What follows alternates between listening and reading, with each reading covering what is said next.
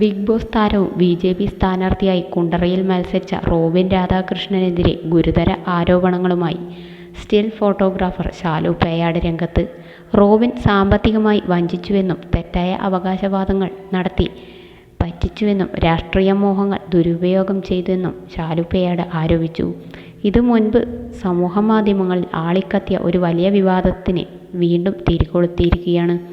Master bin YouTube ചാനലിന് നൽകിയ ഏറ്റവും പുതിയ അഭിമുഖത്തിലാണ് ശാലുവിൻ്റെ വെളിപ്പെടുത്തലുകൾ.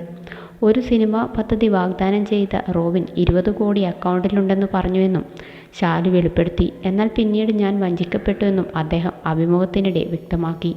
സിനിമയെക്കുറിച്ച് പറഞ്ഞത് സത്യമാണെന്ന് വിശ്വസിച്ച് പല ചലച്ചിത്ര പ്രവർത്തകർക്കും റോബിനെ പരിചയപ്പെടുത്തിയത് താനാണെന്ന് ശാലു ഓർത്തെടുത്തു.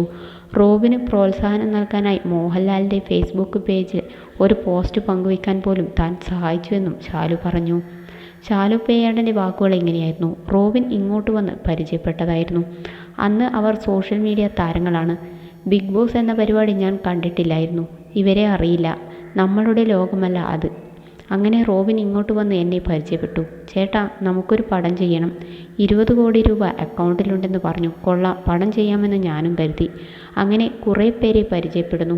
കുറച്ച് ദിവസം കഴിഞ്ഞപ്പോഴാണ് ഇതെല്ലാം പുകമറയാണെന്ന് മനസ്സിലായത്. ഇവൻ നമ്മളെ ബലിയാടാക്കുകയാണെന്ന് പിന്നെ മനസ്സിലായി. പക്ഷേ അപ്പോഴേക്കും മുതലയുടെ വായിൽ തല വെച്ചതുപോലെയായിരുന്നു. പിന്നെ ഊരാൻ പറ്റില്ലല്ലോ. എല്ലാവർക്കും ഇവനെ പരിചയപ്പെടുത്തി കൊടുത്തില്ലേ.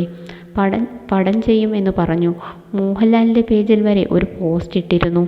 ഇപ്പോഴെല്ലാം എൻ്റെ മനസ്സിൽ പടം നടക്കുമെന്നാണ്.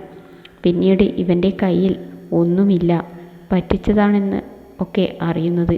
വണ്ടിയെടുത്ത് CC അടയ്ക്കാത്ത പ്രശ്നമുണ്ടായി. വിളികൾ മൊത്തം എനിക്കാണ് വരുന്നത്. പെട്ടുപോയി. പുള്ളി 100% തട്ടിപ്പാണ്. ബി.ജെ.പിയിൽ സ്ഥാനാർത്ഥിയായി നിന്നതുപോലും വെറും തട്ടിപ്പാണ്.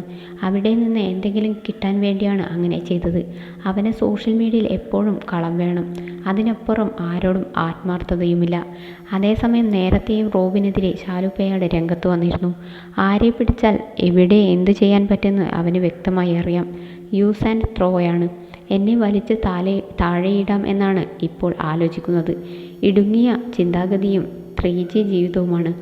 ഉണ്ടയില്ലാ തോക്കിലാണ് റോബിൻ വെടിവെക്കുന്നതെന്നും ശാലു പേയാട് പറയുന്നു.